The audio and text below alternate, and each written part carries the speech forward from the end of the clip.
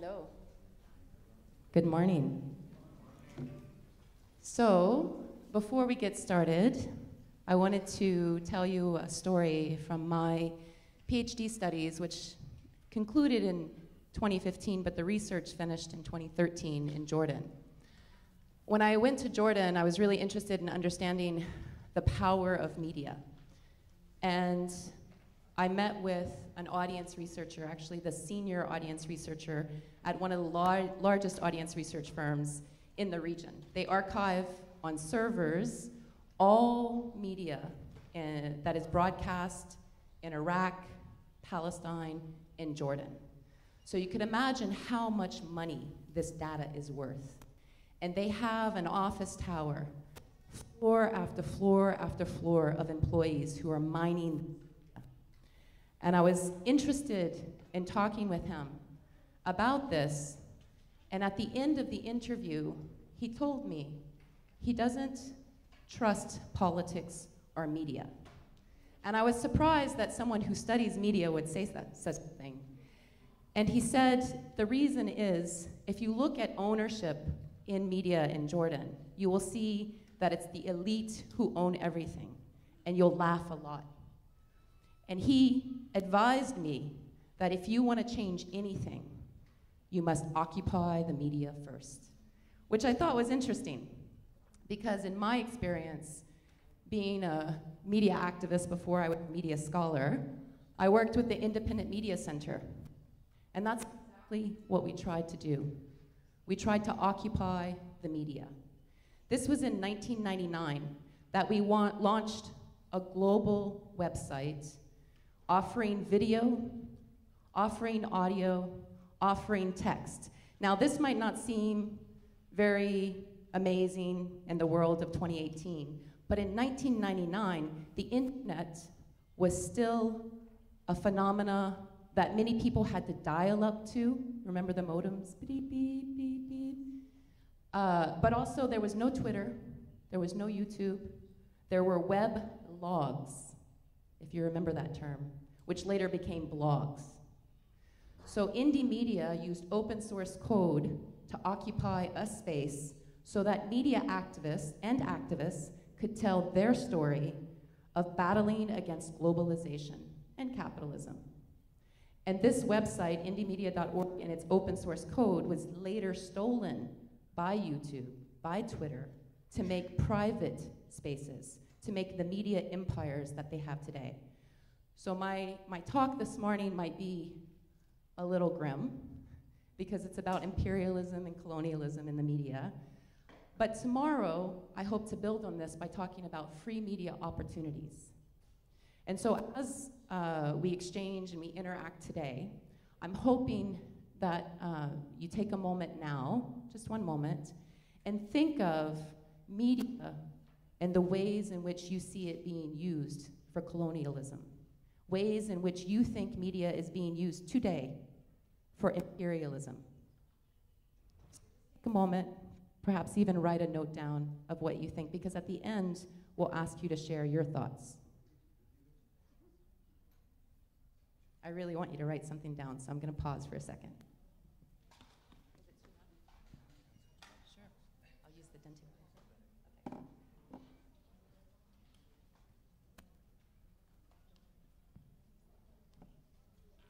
Okay, so for this lecture today, I'm going to focus on three things. I want to talk first about what is this study in communications and media studies, the study of the political economy of communication, and how can we use that to apply it to news, and how does that benefit understanding colonialism and imperialism. And then we'll go through some examples of colonialism and imperialism, and this is really important for me as a scholar who lived in Canada for more than 15 years to talk about colonialism in Canada. It's not much known around the world.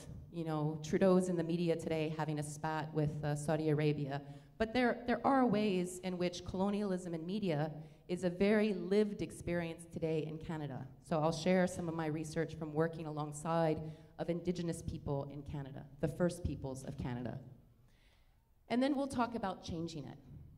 And one of the themes in this talk today will be this quote from Edward Said. So Edward Said talked a lot about colonialism in media. He talked about imperialism in media. He blew the lid off of scholarly studies by talking about these issues. And one of the things that he pointed to was about power. Not just the power to tell stories, but the power to determine which stories are told. And that's exactly what we will talk about today. So political economy, when we generally think about it, this is how most people understand it, because it's the most popular way in which media has been studied with the political economy lens, is to understand ownership. And when you look worldwide, ownership is largely the same. It's dominated by corporations and states. And they largely have the same framework, the same news cycles. There's not much distinction and difference. When I was in Jordan, as we'll come to later, I'll share some of the data from my research project there. There wasn't much difference between the media, and that's why that audience researcher said it's controlled by the elite. And so this is an example of corporate ownership in Canada. And what you see when you look at the Canadian example, the same in the States, the same in many other areas, is that there are largely 5 companies who not just run broadcast media, but they also own the internet. They set the prices for all the cell phone bills because they dominate that sector too. So you have ownership of all communication, largely by 5 companies in Canada. And you can see that political economists like Moscow like to talk about power relations. And this is in the critical political economy tradition. So not just describing ownership, but critically thinking about this and what it means for systemic problems in society. So these are some of the common themes that come up in political economy scholarship when you look at what's happening in communication studies. There's a lot of discussion of commercialization of media, how media is really focused on making money off of audiences. This can even deal with product placement in movies, television shows, the integration, the market concentration issues. Looking at industries themselves, studying corporations is also another theme. Obviously, globalization is a big issue. Media and state relations, so looking at the policies of media. And then resistance and opposition. So looking at the ways in which people resist these systemic problems in media. And I want to point to this research from UNESCO in 1974, which led to the McBride Report and the first declarations of communication as a right. Researchers then were trying to push back against the fact that we still very much live today. The fact that most of our media comes from the US. Even in Canada, people are very upset that most Canadian television, most Canadian broadcast media is dominated by US television shows. You can watch The Simpsons every night of the week, just like mini reruns of The Simpsons play here. So this research in the 1970s is actually documenting how many hours of television is coming from Western countries. And one of the outgrowths of this research was the setup of internews, which is a sharing of news headlines. So rather than Associated Press, IP Press is trying to share headlines from papers, newspapers, and journalists who are based in the Southern Hemisphere. And so that was trying to push back against this phenomena of most news coming from the Northern Hemisphere, but largely Western countries to the South. Even with satellites today, we do have the opportunity to hear media from other places, but largely they're still following the US news cycle. So this is where we can talk about cultural imperialism and colonization in media. I want to point out that this study also led to a discussion of what was called the New World Information and Communication Order, or the NWICO debates. The NWICO debates is what informed the McBride Report, which just celebrated a 30th anniversary last year. And as I mentioned, the McBride Report enshrined communication as a right. Not just a right to consume what's coming from the North, but also a right for the South or non-Western countries to also be heard in the global sphere of broadcasting and communication. And so when we think of news, political economists largely focus on the concentration of news, So who's producing the news? How diverse is the production of news? In Canada, we suffer from the fact that news production is largely either produced by the state broadcaster, so the Canadian Broadcasting Corporation or CBC, or produced by corporations. We don't have many instances of nonprofit news in Canada, non-corporate, non-state media in Canada. Jad had mentioned, Dr. Melky had mentioned Groundwire Community Radio News, which was a radio program that I helped found to create a space for non-corporate, non-state news production in Canada. But with our very limited resources, we're only able to produce that program once every 2 weeks. That cannot compete with the daily, 3 times a day, some stations 24 hours a day news cycles that exist elsewhere. So even in a Canadian perspective, we really suffer from the ability to have non-corporate, non-state news opportunities. There's also the availability of news. From a Canadian perspective, there's an absence of local news in many regions. Local newspapers are often bought up by big media companies, and then right after they buy them, they shut them down. So there's actually researchers studying what's called news poverty. And so in my experience in Jordan, one of the examples of news poverty would have been the Jordan Valley, where there's no local broadcast media whatsoever until women from the Jordan Valley set up a local community radio station to broadcast news from the region. So again, we'll talk about other free media opportunities and challenges across the Middle East and North Africa tomorrow. And then there's the quality of news. As I mentioned, the diversity of the perspectives being offered. If we can go back to the Edward Said quote, whose stories are being narrated, whose stories are being suppressed in the news that we hear. There's a lot to be said about the agendas of news, and so that's where I'll focus today, on the issues of colonization and imperialism in media. And of course, the tabloization of news refers to the hyper-commercialization of news. My daughters like to listen to Virgin Radio here in Beirut, and they talk about news on Virgin Radio, but it's infotainment. It's about some hip-hop artist far away in California and something that happened to him. It's not news that will solve social problems. When we get into the examples that I'll offer you from my research in Jordan, we'll talk more about the commercialization, tabloization of news. So before we jump to Canada, I just wanted to offer this as a starting place for discussing colonization in media, because I think we're very familiar with the Colonial project in Palestine. This is the first broadcasting infrastructure set up in Palestine, set up by the British. And they set this up because they needed to sell the mandate. They needed to sell the colonial agenda. And so these radio towers were very instrumental in that. So successful that the British did it wherever they went. They set up broadcasting infrastructure. And then after revolutions in other countries, like Algeria, like Egypt, the state took over that infrastructure and set up state broadcasting. So just to offer this image from 1936.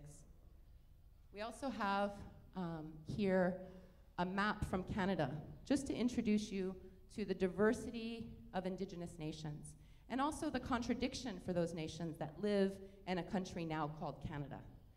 Canada's constitutional debate excluded Indigenous people. In fact, when the Constitution was being drafted in the 1980s, because it's a very young country, Canada, right? It hasn't been there for hundreds of years. The Constitution was debated in the 80s. They talked about the 2 founding nations, the English and the French. So excluding the diversity of nations who were there before. And for a long time in Canada, these people, these nations, were referred to as Canada's original inhabitants, Canada's Aboriginal people. So a very colonial approach to speaking about nations who were previously unique and distinct from the French and the English who settled. So I want to tell the story of policy development in Canada. Now, policy is not typically that interesting to talk about, but I think in the context of colonialism, it's really important to understand policy. And from a political economy view, it's essential that we understand the policies that set up the politics of media, that set up the economies of media, because ultimately someone decided somewhere that this corporation has a right to have this license, or this community doesn't have a right to have a voice. And so it's really important to look at those policies. And from my perspective as a researcher, the first communication policy in Canada was passed with the Proclamation of the Indian Act. Now, the Indian Act set up the Indigenous populations of Canada. Until this day, it's still the case that they are wards of the state. That means that they are children of the state of Canada. And this is extended further. The Indian Act is further added onto in terms of its provisions after a rebellion in the middle of the country called the Northwest Rebellion. And so after the Northwest Rebellion, the Indian Act is further developed to further restrict the movement of Indigenous peoples in Canada. And so what you see here on the screen is a pass. So if you're familiar with other British colonial projects, you'll be familiar with the pass system. So you actually had to have a piece of paper if you wanted to go out and hunt or fish, if you wanted to leave your designated reserve in Canada. And so this is an example of a pass. So imagine today being in your home and having to have a piece of paper to go to the grocery store. That's effectively what the pass was. But it was set up after the rebellion, not just to limit people's movements when they're going to gather food or hunt food, but also to limit people's interactions, because reserves split up nations. You had some people here, some people there. It also prevented interaction between nations, because before broadcasting, Indigenous people had their own communication system. They talk about the moccasin telegraph, like people running between communities to be able to share information. So all of that was restricted. And so in my analysis, the first communication policy with regard to Indigenous communities in Canada was the Indian Act. So as we go along, we can see that Canada started to develop its broadcasting policies with the creation of radio around the turn of the century. So the first communication policy in much scholarship points to the Radio Telegraph Act of 1913. But if we go along, we can see that throughout this time, Indigenous people have always taken space on air. You have Inuktitut broadcasting, which is the language of the Inuit people in northern Canada, on air in the 1960s. You also have radio stations being set up by Indigenous people to connect communities who were formerly separated by colonization.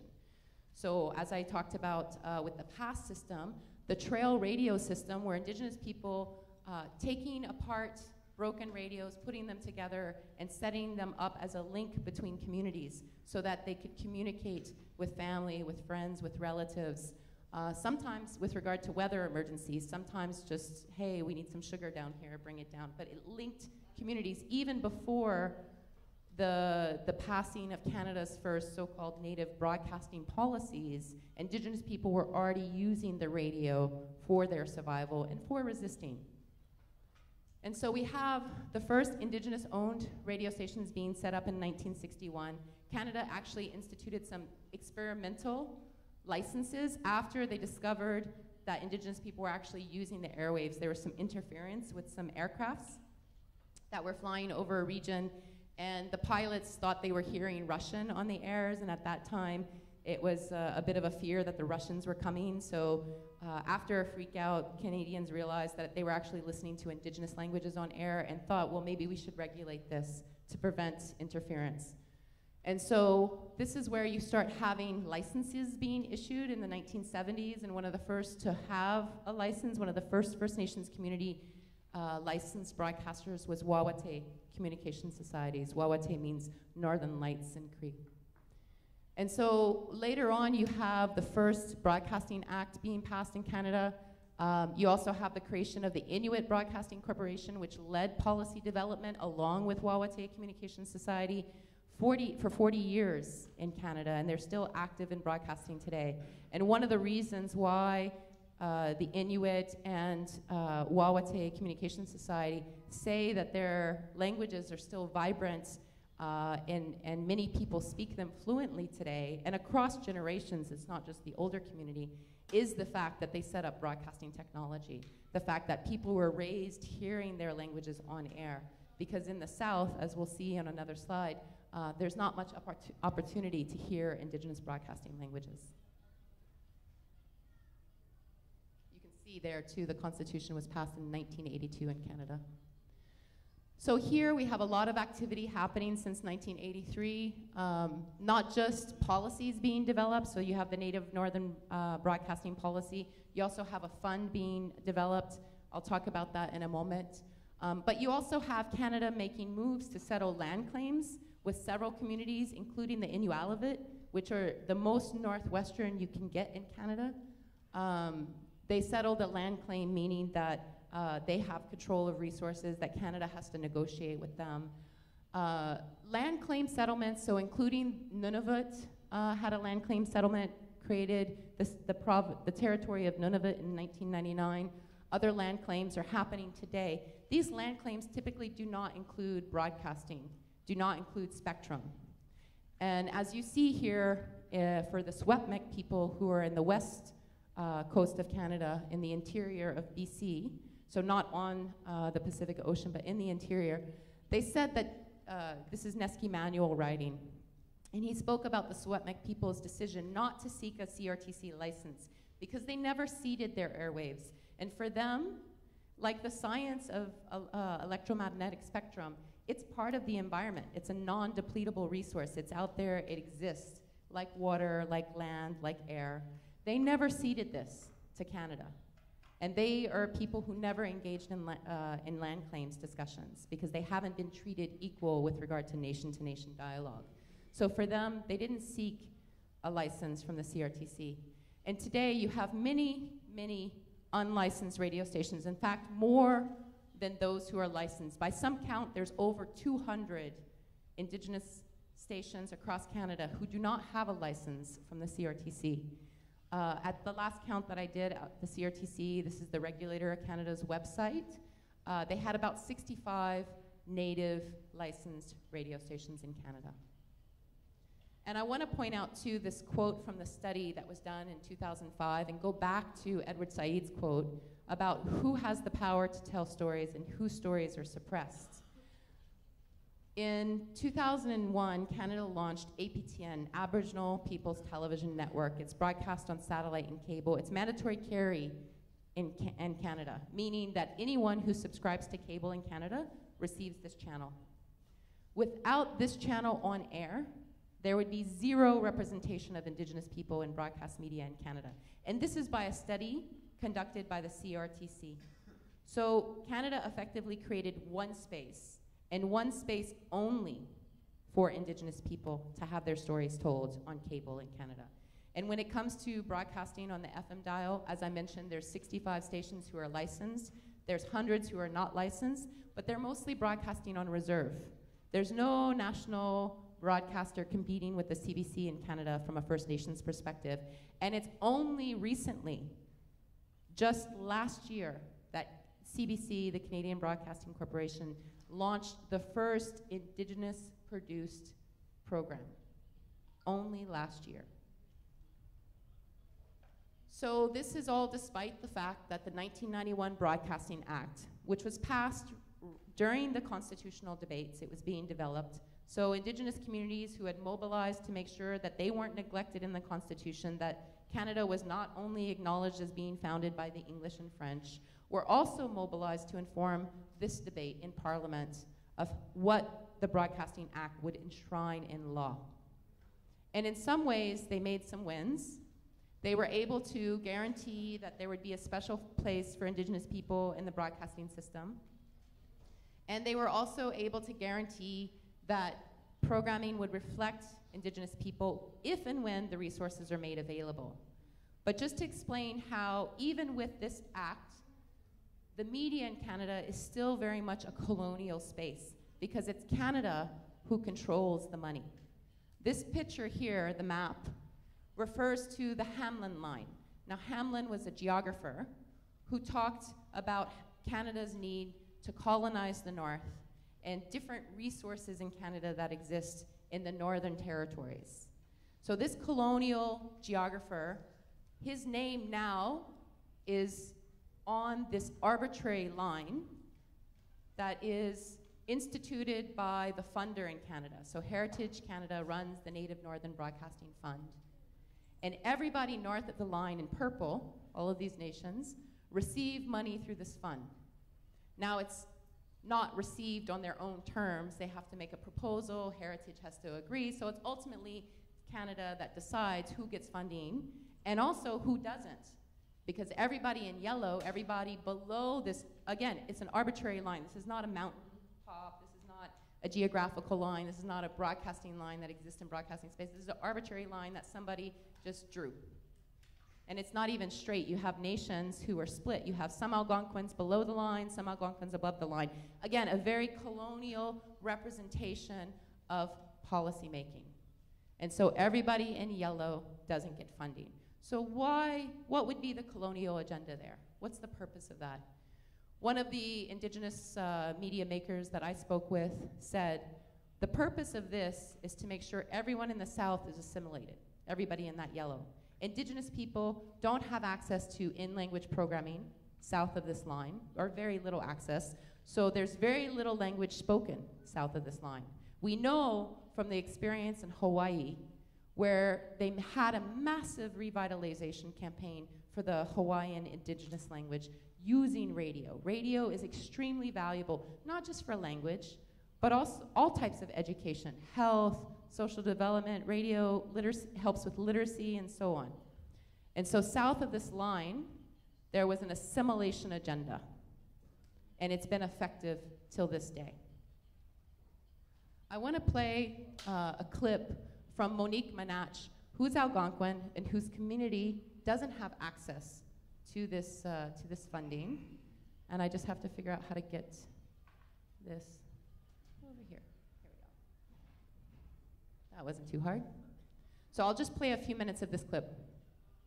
And she's speaking at a First Nations Inuit and Métis Broadcasting Conference that I helped organize in Ottawa last year. Ottawa is part of the territory, the unceded territory of the Algonquin people.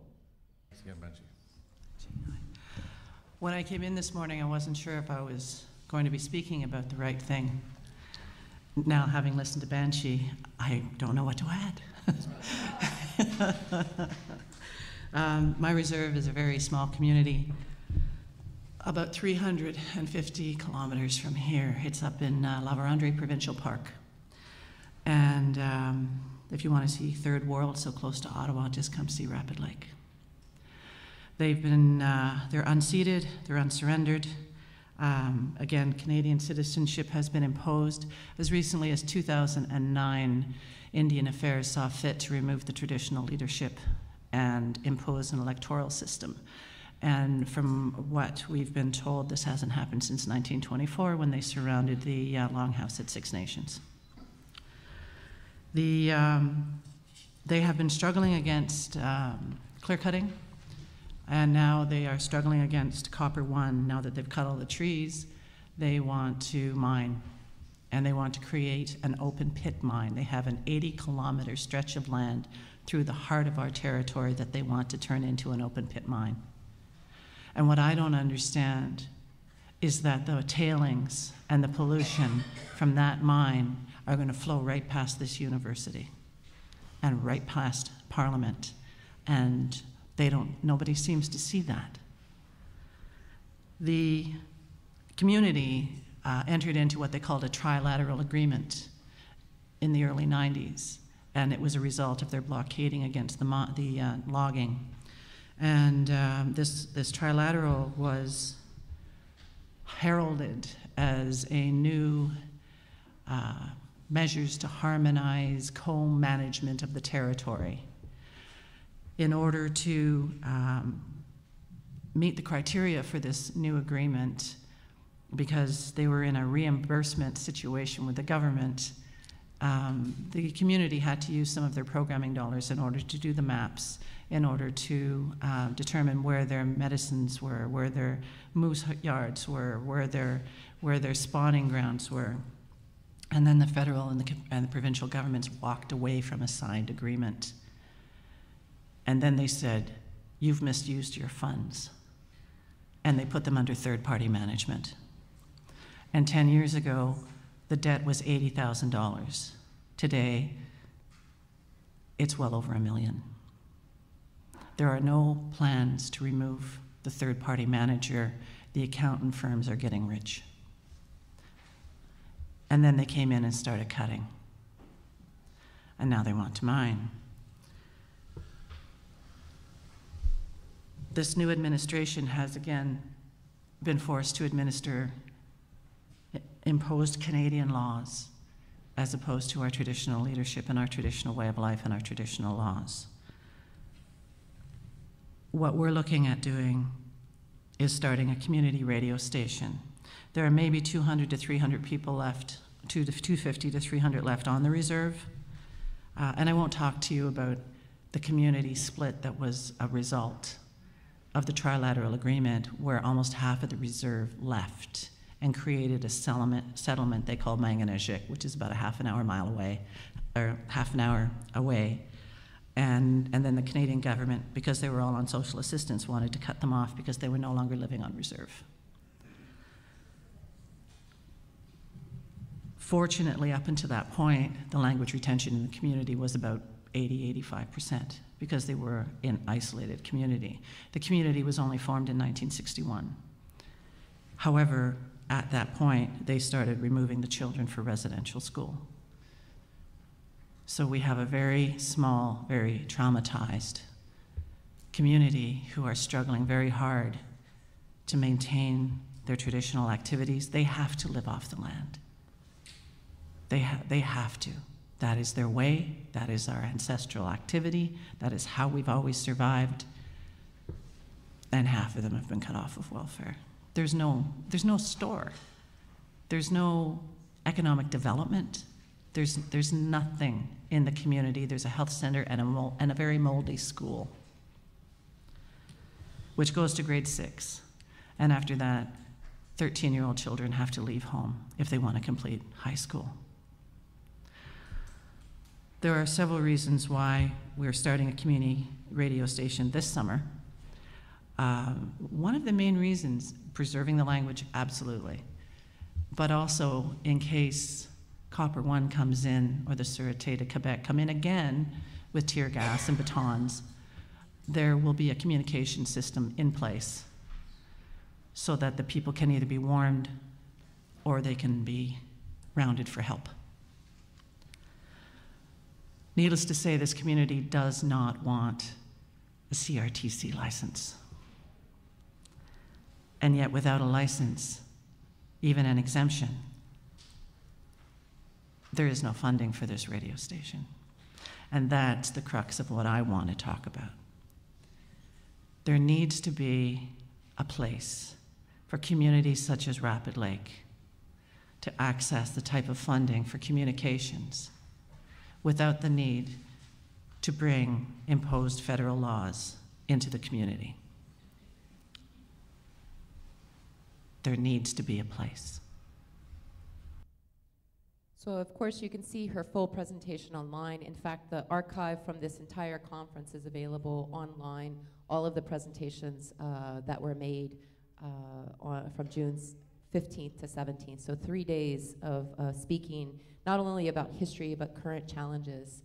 And as she mentioned, her community is below the Hamlin line. So even if she does get a CRTC license, her community can't access funding. But they don't want a CRTC license. They want to do things on their own terms.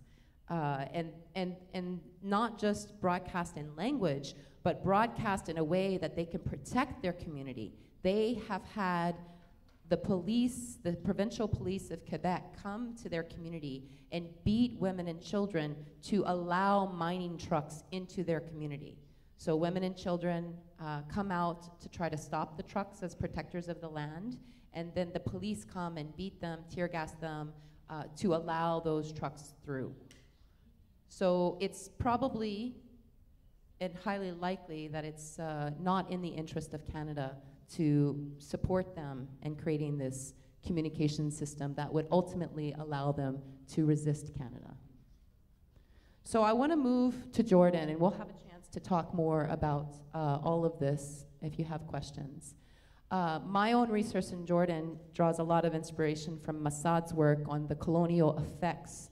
So talking about the creation of the identity of Jordan, of the state itself. And this is a quote that he uses to set up his research of the legal system, the creation of the state of Jordan, the role of the king and his family in Jordan. And so he speaks about how prior to the creation of Transjordan, there was no state. And so along with the creation of the state of Israel, Jordan was created, and he describes an imposition of identities.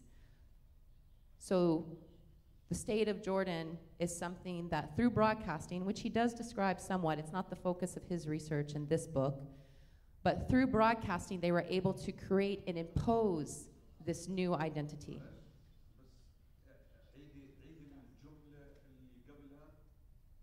Sure. So he talks about the imposition of a new identity in Jordan with the creation of Transjordan. So taking very many identities and bringing them together to make a new identity.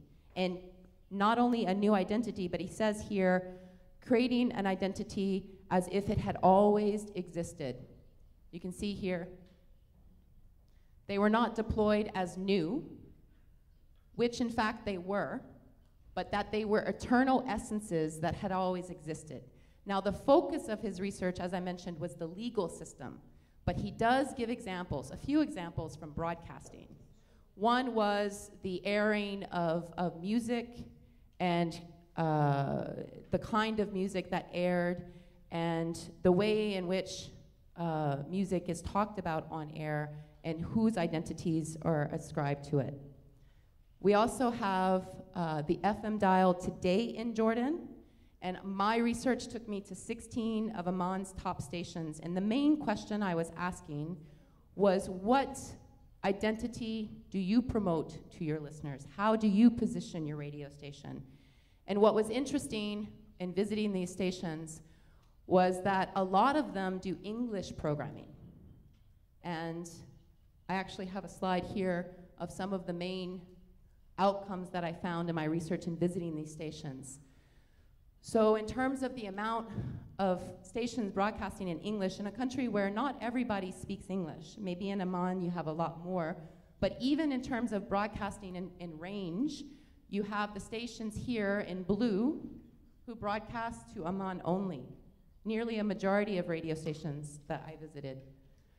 And some of those stations broadcast all over Jordan, and then some in Amman and a few other cities. And as I mentioned with the Jordan Valley, that means that there was no, until this community radio station was set up, there was no local broadcaster in the Jordan Valley. The format, as I mentioned, is predominantly English, although Arabic comes in second. These are, again, for the stations that I visited, who were the top stations in Jordan. And why English, you might ask? Because English, as was explained to me by some of the marketing directors at these stations, English programming you can make more money off of. Because people who want to listen to English programming, whether they speak English or not fluently, have the dollars that the broadcasters are seeking, that the advertisers are seeking. And it was somewhat surprising to me to hear this, because you would think a radio station wants the largest audience possible. No, one of the advertising directors, who was also the station manager, told me at one of the radio stations, no, we want the people who have the most money, even if it's a niche. And English is a niche, is what he said, but it's where the most money is at. So rather than broadcast to the majority, they're actually looking at broadcasting to the ones who have the most money, which means that there's a large amount of people who can tune into these stations but can't afford anything that's on air, and perhaps don't understand what the hosts are saying. In fact, some of the English stations, some of the stations I went to who broadcast predominantly in English, started introducing hosting in Arabic and English. So they'll speak a little bit of Arabic to invite the listeners in and interact with the listeners a little bit on air, but then speak predominantly English to keep that niche market tuning in.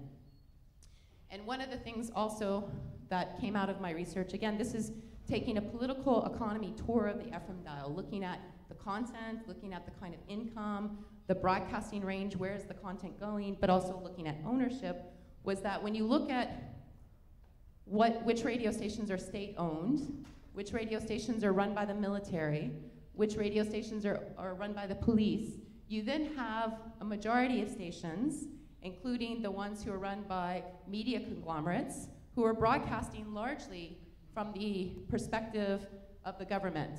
Because a lot of the licenses, the private licenses that were issued in Jordan, after structural adjustment programs came from the World Bank. So before that time, all media in Jordan was state-owned, all broadcasting media.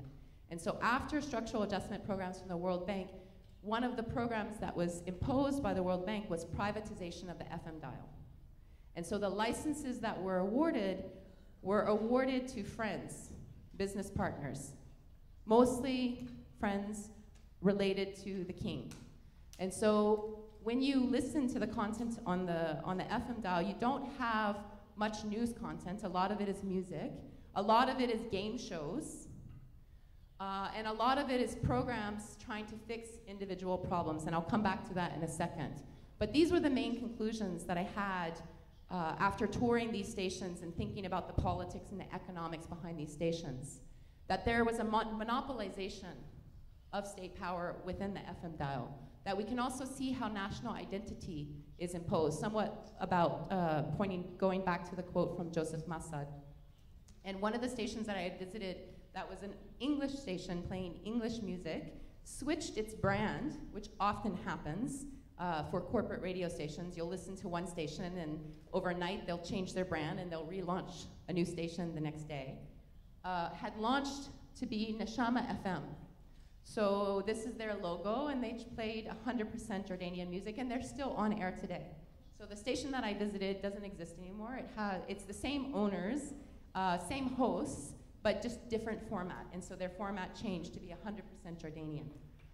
The FM dial for the stations that I visited, again, the top stations, the most popular stations according to the audience ranking systems, were a hyper-commercialized space.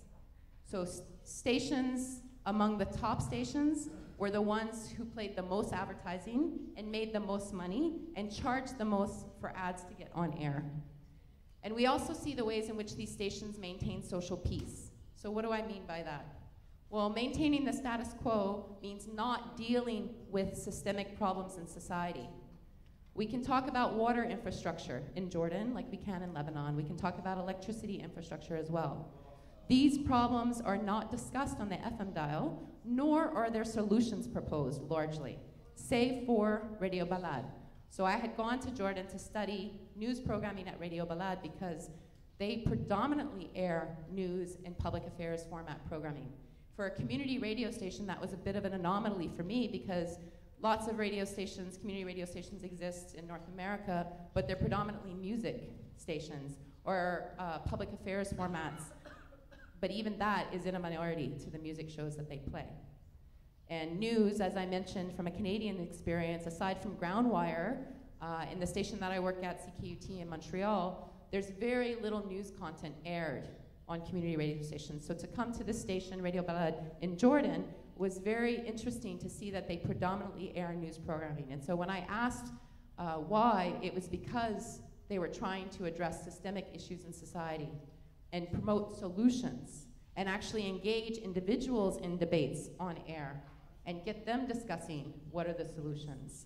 I'll get to some of the programs in a minute, but this was one of the sites of the research that I collected in Jordan, was going into taxi cabs and speaking to cab drivers. Now, I chose that as a methodology because these workers sit in cars up to 12, some 14 hours a day and have nothing but the radio tuned into all day long. So these are Jordan's #1 radio fans, I would say. And so speaking with them about radio was very interesting because they had a large pool of programming that they listened to, and many of them wanted to share their opinion about the content that they heard. And this one cab driver that I spoke with said that he noticed the difference between Radio Balad and other stations in the sense that the other stations have a format called service radio, where you can call into the station, and if you get on air, because there's someone who pre-screens your call and decides whether or not they want your problem or your comment on air or not, if you get on air, you might be able to resolve your problem. Like if you say, I don't have water right now, they might put you on air with a minister who's able to come to your house and somehow get the water turned on. But that's one person having one problem fixed at a time.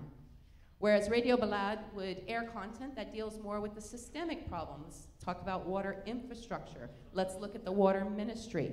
In fact, these are some of the programs that aired on Radio Balad.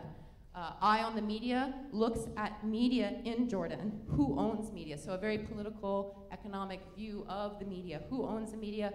What politicians are behind what websites and so on. What are the role of journalists? Really delving into critiquing the media. Voice of the Valley, as I mentioned, is a radio program that initially started at Radio Balad to cover issues in the Valley because it was so undercovered in media in general. But now they have their own station.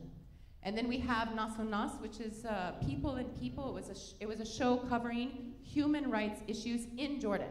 So not taking a perspective from outside and bringing it to Jordan, no, covering various issues in Jordan.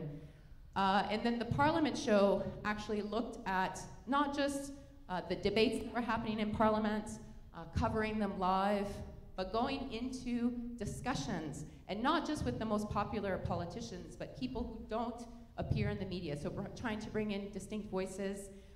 This show was also responsible for one of the first lawsuits from the government against Radio Balad because they published a report on the number of days certain parliamentarians were absent.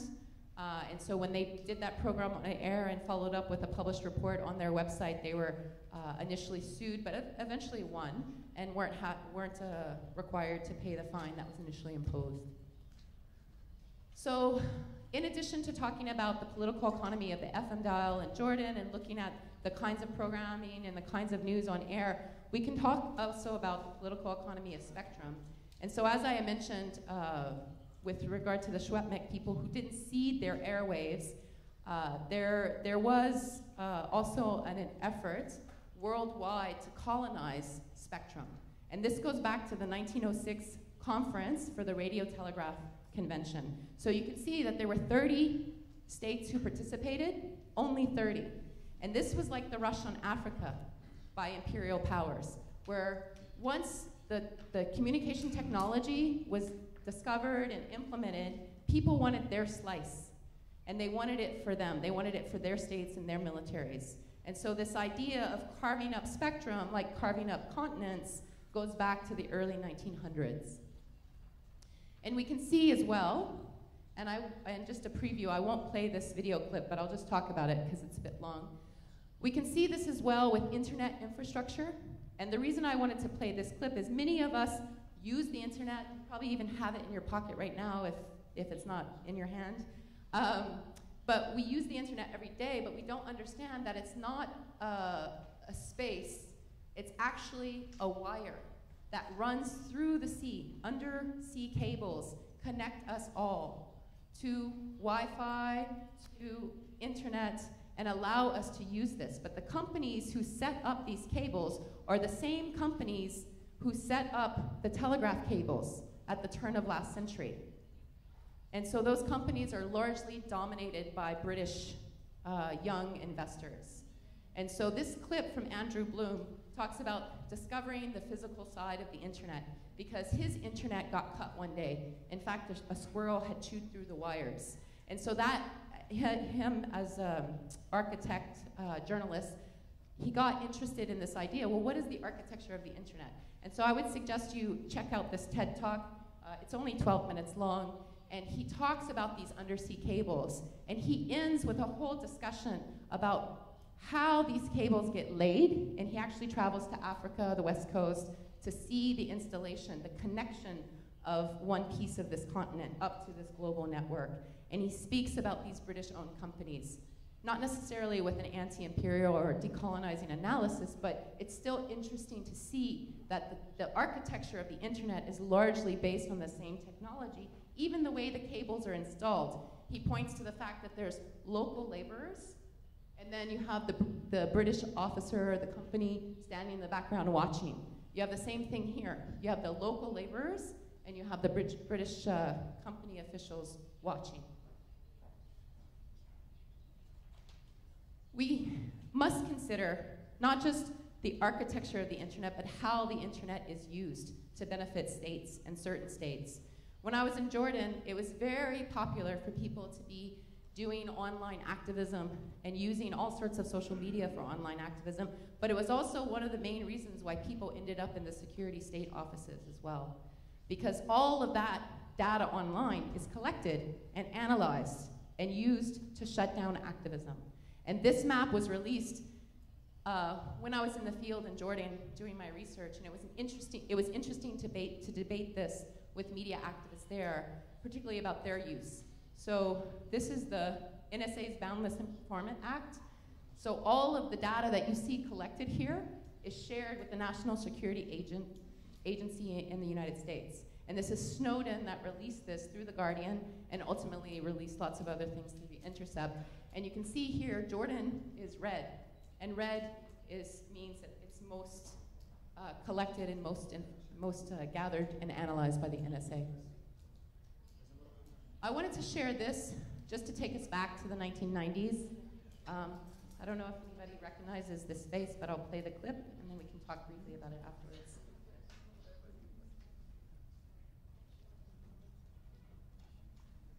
So it's a short clip, and I'll be wrapping up soon so we can get to the discussion.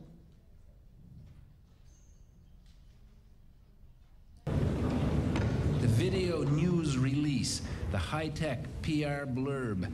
Hill and Knowlton generated an audio-video feast of images for the media. And one of the most compelling was Naira. I could not help but think of my nephew, who, if born premature, might have died that day as well. She seemed to be alone before the Congressional Human Rights Caucus identified only as a Kuwaiti escapee. But we've discovered she wasn't alone at all. And she wasn't just a simple Kuwaiti escapee. In fact, just a few seats away was her father, Kuwait's ambassador to the United States and Canada. Sorry about that. So previous to Naira speaking before this congressional commission, the U.S. was not interested in participating in this war. And we know that the first Gulf War set up a second Gulf War. So for many decades, this testimony, which was coached by a PR firm and paid for at the price of $10 million by the citizens of Kuwait, which was a committee based in the States at the time, led to years of occupation.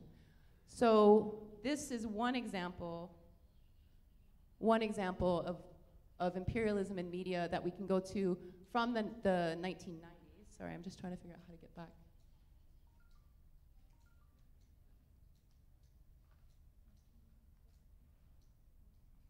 Yeah, okay. So this is one example from the first Gulf War, but we can think of many others as well. And I had asked you to think of your own. I wanted to point to an example of independent media who engage imperialism in media as well, because the Naira story is largely a story of how corporate media sold the war. There's some great lectures online by John Pilger, who also talks about imperialism in media, and he talks about the role of the BBC in selling many wars worldwide. I have a quote from him here where he describes Western media as largely a default extension of imperial power today. And I have a link there to an interview that he did about this topic. Again, the slides will be posted online with this talk, so any information that you see linked here, you'll be able to go and see the full clips after, including the lecture by Andrew Bloom. And so I wanted to play a clip analyzing content on Democracy Now! That's airing today. And I think this is really important because it points back to the quote that I started with from Edward Said about whose narratives are shared in the media and whose narratives are suppressed. So we'll see. This is just an audio clip.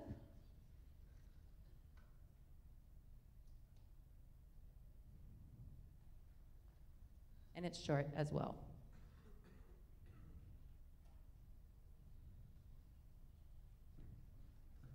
So Max, you were a regular guest on Democracy Now! Up until...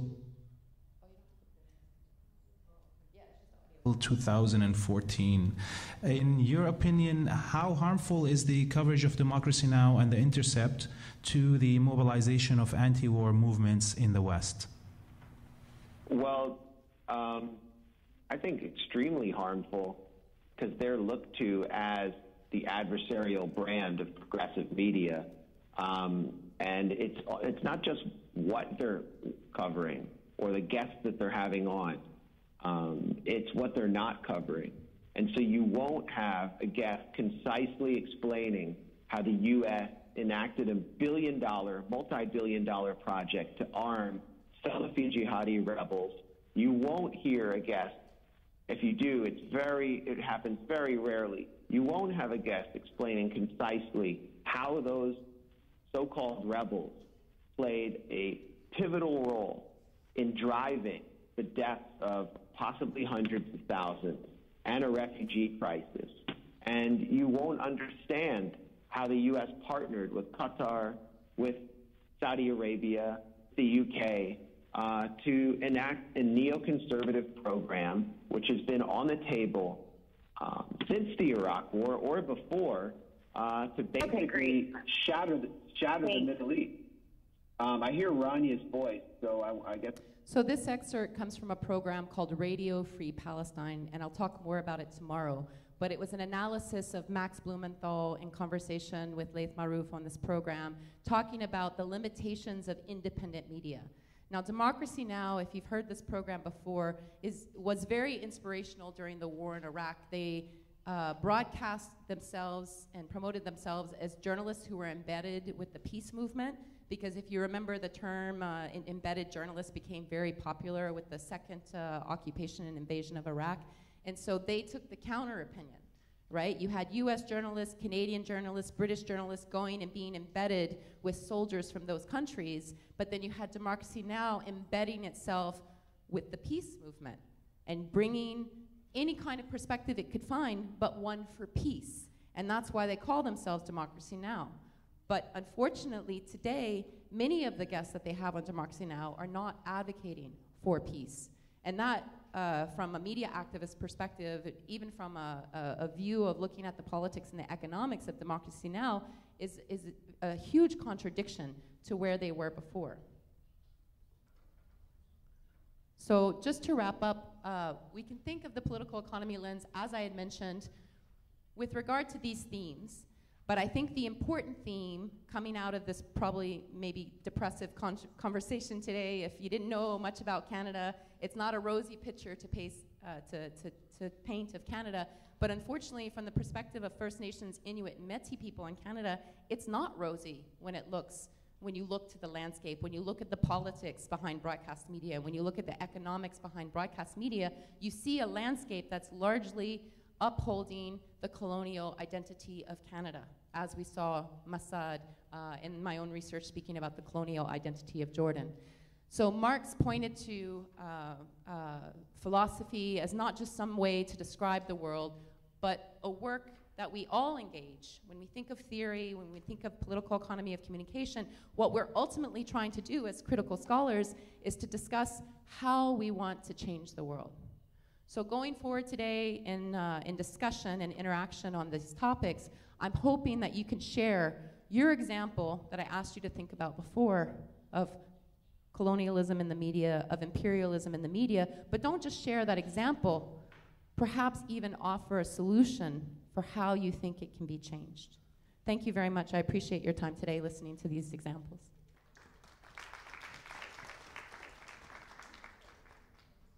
Yes?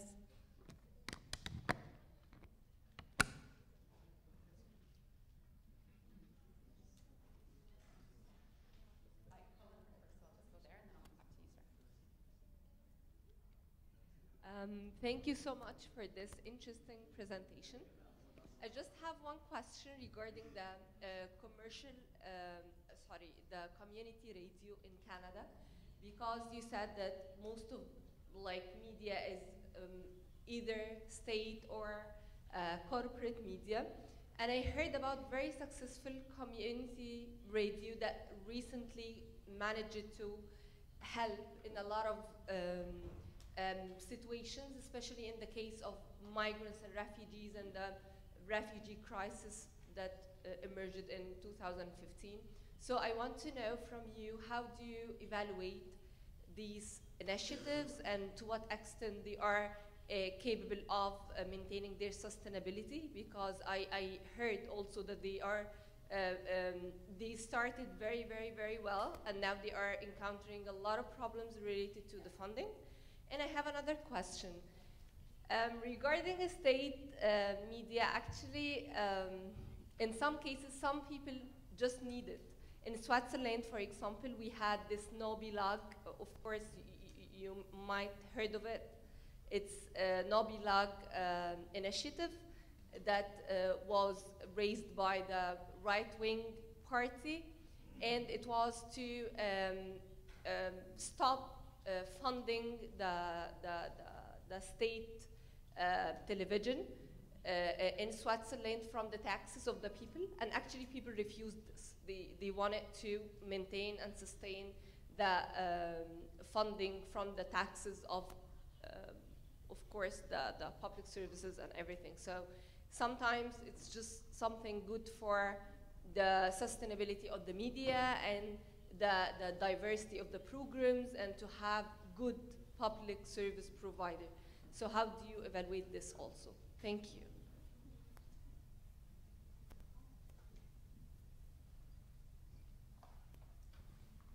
So with regard to your first question about the status of community radio in Canada, it's true. There are hundreds of stations licensed to be community radio stations in Canada. And there is now, since 2007, funding to support them. But like we saw with the Native Northern Broadcasting Fund, it's competitive funding, and there's a limited amount. So it's also proposal-based. So if you don't have your proposal in the format that the funder wants, then you don't get funding. And even if you do have it in that format and you have a really great project, there's a limited amount of funding, so they might not be able to fund you this time, and they'll tell you to try again. So it's unfortunate that those things are limited. So aside from the funding, there is a mechanism by which community radio stations can air a limited amount of advertising. So in community radio in Canada, they're limited to 4 minutes per hour, but many stations don't make much money off of ads. In part because advertisers are looking for, like in Jordan, the audiences who have the most money, which don't tend to be the community radio stations. But on top of that, advertisement on community radio stations is often sold at a very low rate for community members to be able to afford to buy advertising. So where you'd pay thousands of dollars for a 30-second spot to air on a corporate station or CBC, then you would pay maybe $20. Like I myself collected $20 from community members in Montreal to have ads on air on our community radio station. So it's not a source of huge income, advertising.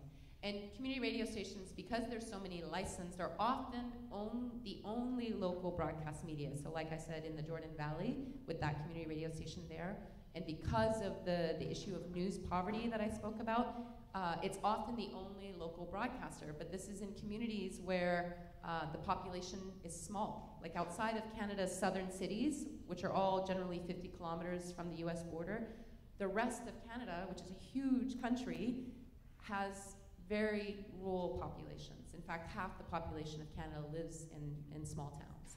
And so again, advertisers are not seeking out those stations to broadcast to their ads on because there's not the money there to make from.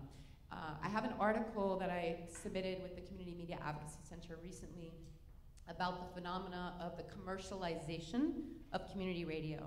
So there's been a number of radio stations changing formats, shutting down overnight, and rebranding. So again, this is a very corporate style, like Neshama Radio that I talked about in Jordan, where they, in changing the format, they're trying to become more commercial.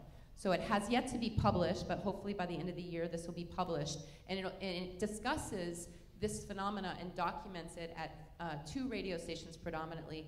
One is in Toronto and the other's in Montreal. The reason I bring this up, in addition to talking about the problems of community radio, is that the station in Montreal was Radio Centreville, which was started largely by refugees in the 70s. And this radio station has changed formats and is pushing out those refugees and now selling airtime. So if you can afford to buy airtime, then you can have a radio show, which most refugees don't have money in their pocket to go and buy a radio show.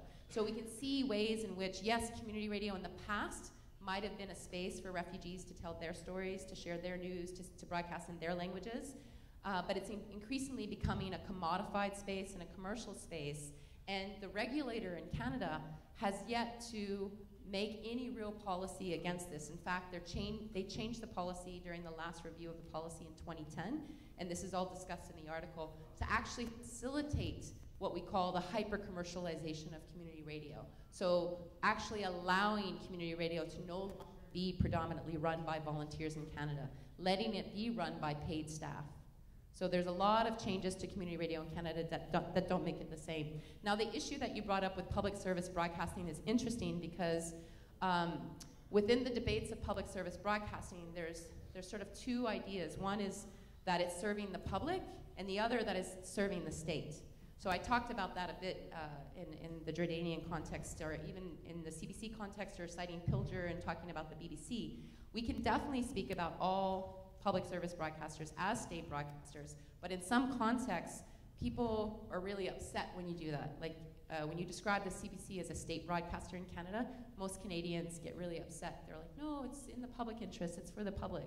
But from an Indigenous point of view, the public interest of the CBC is not their interest. It's not representing their points of view, it's not representing their history. For example, you will rarely hear acknowledged that the Algonquin people have unceded lands, that they are a nation that has never ceded any land to Canada. That won't be acknowledged on CBC. So what's also tends to be problematic about the public broadcaster is, like CBC, the funding is determined by the state, the funding mechanism. And it's the state ultimately who can change that funding mechanism. And so if you're not making your broadcasts to stay in favor with the state, then your funding can change. You might have to start firing people. So that might not be, in some cases, direct editorial control, but it is editorial influence. And so I think our challenge as media scholars and producers is thinking about how to create independent media. So if it's a state mechanism, a state broadcaster or a public broadcaster that receives some kind of state funding, how can that funding be allocated in a way that the state is not directly involved? Is there an independent body? So in Brazil, the example was they had an independent body that was pooled by members of civil society who were elected to this independent body, who then determined the programming and the funding and all of that. That's a great example, but governments change. In the last coup in Brazil, we saw that body removed. So now it is completely state-run. So while it might be, and in the example you gave, it might be in the vested interest of people to maintain some kind of media, because without the public broadcaster or the state broadcaster in the example you gave, they have nothing, right? So if they defund it, what is to replace it? So it's not just about eliminating these oppressive medias. It's about creating something that can actually do what you want. You can't just say we want the government gone or we want the media gone. You have to actually have something to replace it, because somebody will come in. There's lots of American media companies that would love to come in and dominate media spaces worldwide so they can have more audiences. And that's the danger. And so it's our work to come up with something that is independent and autonomous. Yes. صباح الخير. بخصوص تقرير جوزيف مسعد، إن كان الأمر كما فهمته فلا يجب السكوت عن هذا التقرير، لأنه قدم معلومات مغلوطة عن الهوية الوطنية الأردنية وعن إسرائيل. الجميع يعرف أن الأردن أو الهوية الوطنية الأردنية، الأردن دولة ضاربة في العمق. الأردن تأسست كإمارة شرق الأردن عام 1921، وكانت قبل ذلك جزء من الدولة العثمانية. هذه الدولة الإسلامية التي مثلت الهوية الأردنية الوطنية قبل أن تنحرف الدولة العثمانية عن أهدافها في عام 1908. إسرائيل كيان مصطنع، إسرائيل دولة محتلة. الآن إذا كان تقرير جوزيف مسعد يقصد إلى التفرقة ما بين الهوية الوطنية الأردنية والهوية الوطنية الفلسطينية، الجميع يعرف أن الشعب الأردني والشعب الفلسطيني شعب واحد. سايكس بيكو في عام 1916 ووعد بلفور هو الذي فرق بين الشعب الأردني والشعب الفلسطيني. بخصوص الإذاعات الأردنية، حقيقة هاي الإذاعات ووسائل الإعلام المرئي والمسموع ساهمت في حل. أعيد تمام.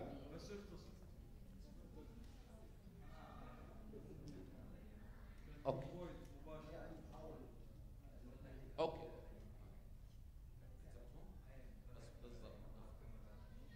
طيب بخصوص الإذاعات الأردنية،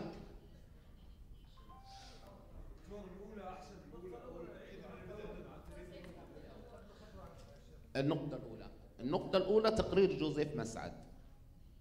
قدم جوزيف مسعد تقرير أو معلومات مغلوطة لا يجب السكوت عنها عن الهوية الوطنية الأردنية، وأن الهوية الوطنية الأردنية والمقارنة مع إسرائيل. الهوية الوطنية الأردنية والأردن دولة قديمة، دولة متجذرة في العمق. تأسست إمارة شرق الأردن في عام 1921، وكانت قبل ذلك جزء من الدولة العثمانية، جزء من الخلافة العثمانية الإسلامية التي حافظت على الهوية الإسلامية، والأردن جزء من هذه الدول قبل أن تنحرف الدولة العثمانية عن أهدافها في عام 1908.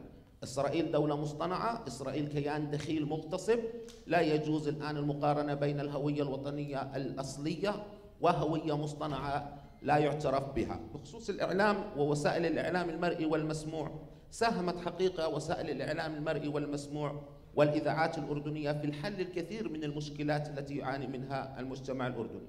قد تبدو هاي المشكلات هي مشكلات شخصية في ظاهر الأمر، لكنها في الحقيقة مشكلات هم مجموعة من الأفراد. بخصوص التقرير الذي قدمته عن ابنة السفير الكويتي، الجميع يعرف أنه أيضا هذا التقرير مزيف استخدمته الولايات المتحدة الأمريكية لتبرير ضرب العراق ولاستصدار قرار من منظمة الأمم المتحدة لضرب العراق. لكن أعيد وأكرر بخصوص تقرير جوزيف مسعد، لا يجب السكوت عن هذا التقرير، وأعتقد أنه من الخطأ أنك تستشهدي به في تقريرك. كل الاحترام لك وكل الشكر والتقدير.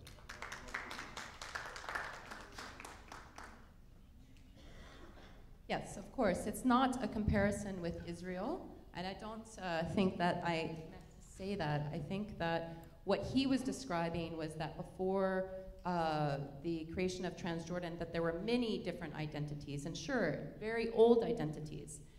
But I would encourage you to read his work, because I only talked about a little piece of it, and that little piece is the part that focuses on broadcasting. He has a much bigger emphasis and focus on the creation of the legal infrastructure in the news in the states. So I would say have a look at that, and no, it was not to be a comparison with Israel at all, and you're absolutely correct in that. Now, with regard to the stations solving problems, it's true for many individuals who share their individual problems, those individual problems might help some other individual out there. What I'm trying to point to is that there's a difference when a broadcaster speaks about an individual problem to systemic problems. Systemic problems aren't just about the individuals, it's about the systems that are in place that create those problems for individuals. If we only talk about the problems for individuals, then we don't change the system. And so that was a distinction that I saw, not just in my own tours of the FM dial, but in speaking with audiences. That's the value that they saw in the programming that went beyond service radio, serving an individual. And yes, there were radio stations responsible for getting, I was told by one radio station who was very happy to share the story, it was one of the state broadcasters in Jordan, how they were able to rescue a Jordanian family from a car crash. I think it was in Kuwait. They were driving, there was a wreck, and they were able to send a helicopter out and save that family. And they were very proud to share that story. The police radio, Aman FM, was very happy to share all the great work that they do sharing safety news with individuals and helping them survive day-to-day issues. You left your cell phone in a car. This is the number you can call to collect your cell phone from the taxi cab that might have found it, and so on. So you're right, they do help with individual problems, but it doesn't address the systemic problems. And so that's, I think, a response to many of your very, very great questions. So thank you for that. Other comments? Yep. That's right behind you. Thank you first for the presentation. It was very beneficial. I just had a question regarding, since you're debating independent radio stations, then I'm going to use numerous examples so I don't indicate any aggression. How do we fight this, like state broadcasting's refusal to allow certain subjects on the news, or not refusal, more like not discussing it in general? For example, sexual harassment within the entire Middle Eastern region is not really that discussed, especially in areas similar to like Jordan or even Lebanon or Egypt, for example. They don't bring up these topics, and the fact that they do not discuss them on their open radio channels, but instead use English shows for info entertainment, as you stated, would an independent news company be a solution to this, or is the fact of the matter that systematic unacceptance or invalidation of these issues, like sexual harassment within the Middle East? So I'm glad you asked that question, because it also goes back to the last question that you, or the last comment you made about Narira and the Hill and Knowlton influence on the news. So we do have, and that case with regard to the first Iraq War was completely false. If I didn't make that clear in the presentation, it's sort of a fact of the first Gulf War that this testimony was used at the United Nations, repeated dozens of times by world leaders, and led ultimately to selling the war. And that's why the clip that I took that from is a documentary called To Sell a War, and is all about that testimony. And the public PR firm that was behind it, which I had mentioned, was paid $10 million to sell this war. But this happens again and again. It happens in public broadcasting, it happens in corporate broadcasting, that information is ultimately sold and packaged to us to make us believe all sorts of things, whether it's with regard to a corporate product, whether it's with regard to the societies that we live in, or the issues that don't get discussed, like Edward Said said. So in terms of fighting back against that, I go back to the story that I told at the beginning. We must occupy the media. We must take as much space as we can, whether it's calling into these shows and bringing up these issues. Perhaps being cut off air is frustrating, but every time you get on air and you have a chance to speak about the issues that are not talked about and bring information forward and amplify perspectives that are not otherwise heard, it's one more opportunity that someone can learn something. I myself come from a very small town in Louisiana. So this is the southern United States. This is a state where most people don't leave the state. So the fact that I'm speaking to you in Beirut today is very unusual for someone from Louisiana to leave. And part of that is because we have a very closed media system. But I started listening to shortwave radio at a very young age.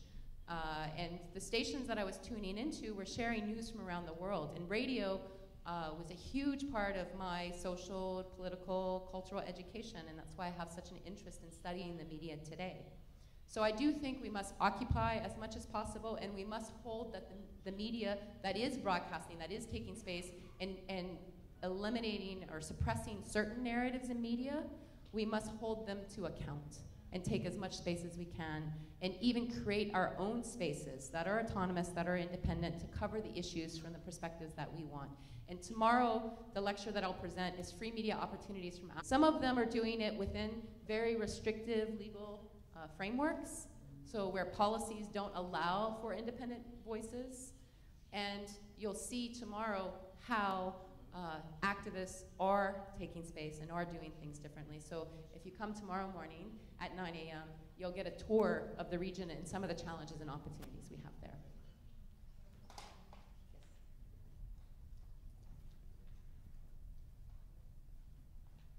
Good morning. Morning. My name is Fatma from Cairo. Thank you for your valuable presentation.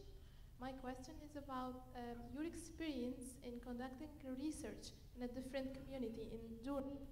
I see you can speak Arabic, and you made interviews with taxi drivers and so on. Could you please give us more details about your experience, research experience, and conducting a research in a very different cultural experience context, as obstacles that you faced there? How did you make use of local researchers, or what you did?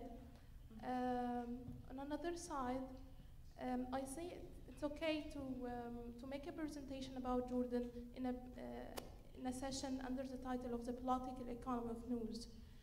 But I see it's weird to put Jordan under the title of colonialism and imperialism. I find it's weird to put it side by side with Canadian experience, for example. Thank you very much.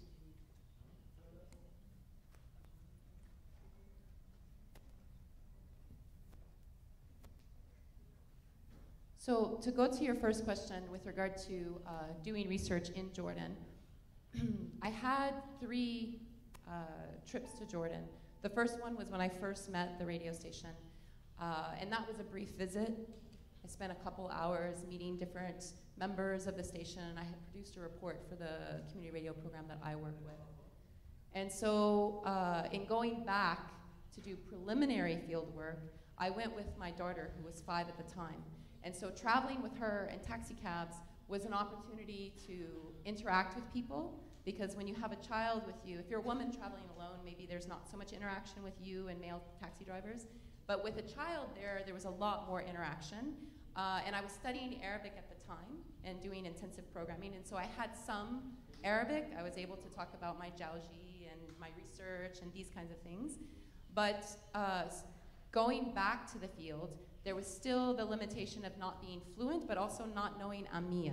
So having Fossa is different than having Amiya, right? So being able to speak with people about the weather, my family, my research was not enough to be able to conduct full interviews. And also, when you do open-ended interviews, so you have your set of questions, but then you have follow-up questions that you ask to those questions, you need to be more fluent, because you need to be understanding exactly everything they're saying, because you might ask a follow-up question that they already answered, right? So I did work with a local researcher who was fluent, and in fact, we would go out into the field and do a few interviews every day, and then come back, listen to them together, and then give feedback for the next round. So we did everything in stages, rather than going out and just collecting all the data at once. And then also, a number of the producers that I spoke with and interviewed about their programming also spoke English. And then those that didn't, I did with a translator as well. So sometimes there was simultaneous translation, and sometimes there was no simultaneous translation, but it was because we worked with the interviews immediately after the fact. We're able to get feedback and then inform the next round. We also did focus groups, so focus groups in person, and then also on air. So we used the FM dial to our advantage to directly interact with listeners who were tuning in at that time and ask them about their listening experience tuning into the station. And I would say that was limited in terms of getting critical feedback, and that was a lesson learned. I hadn't read of anyone, I'm sure someone else has done it, but I hadn't read of anyone trying to do collect audience research through on-air broadcasting. But what I noticed is the difference between the criticisms that came with the in-person focus group, where we were outside the station in a cafe in another part of the city, and there was no one from the radio station there. Those listeners were much more critical of the station, whereas the ones who were calling into the station during the broadcast, it seemed like they were hesitant to be critical. And I think it's the idea of that when you're on air, you're like in someone else's house. You're not going to critique the color of the wall or how the furniture is arranged or anything about their house. You're going to be welcomed and welcoming to be there, right? So as a scholar collecting data, definitely I worked with local researchers and translators to aid me in my own language limitations. But I have to say, if you're going to conduct research in another language, it's extremely important that you at least study the language to be somewhat interactive. My experience in Jordan, even speaking Fossa with cab drivers or other people, they thought I was cute for doing that, like, oh, mashallah, things like that. But also it does provide you a certain amount of social capital, and just in terms of relating, they see you're trying, basically. So even if you remain silent for the rest of the interview and the local researcher is doing the translation, there's still that initial effort that you tried, you know? Even if you just say shukran, right? You tried. So with regard to the comparison of Jordan and colonialism, I think that it's important to look at Massad's work and consider it when you look at the legal situation in Jordan and who has access, for example, to nationality or not, or if you look at the larger history of the development of media policy in Jordan, there's the experience of Palestinians, for example, in media who were not allowed to own media for a long time in Jordan. And there's also the history that after Black September, for example, there were a lot of Palestinian newspapers at the time, and then there was a bunch of people who were kicked out of media and not allowed to be in media. So now things have changed, obviously, but the history over time is a history that is rooted in colonialism. So it's not to make an exact comparison between other colonial projects like Canada, right? Like Canada is a British colonial project, and it's still a colonial project today, although the ties with Britain are largely through the affiliations with the Queen today. It's not the Queen who's deciding Indigenous people are still the wards of the state. It's Canada, it's the state of Canada. So colonialism doesn't exist in a bubble. It's a world context, and it's an ongoing developing context. There's 2 minutes remaining. Sorry. Maybe if we can take the last two questions here, we'll try and see if they I understand that Masad is maybe not everyone's popular favorite, but I would say too that the work that I did was not focusing largely on Masad.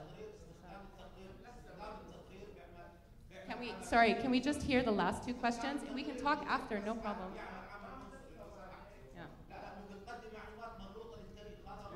Sure, we can talk after. خلص الوقت صار الساعة 10:30. Okay, thank you. خلص بعتقد رديت, right?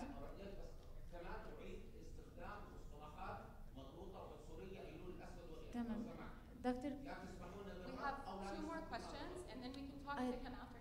Yes, but we can't have any more questions because it's 10:30 and we can't be late anymore. We will talk after, during lunch. So if you have your question, you can come and ask me after too, because they're saying that we have to close the time now. I'm sorry about that. Sorry about that. But do come and speak after, and then tomorrow we can talk about free media opportunities as well, and not Muslim. Thank you guys very much. Thank you. Thank you.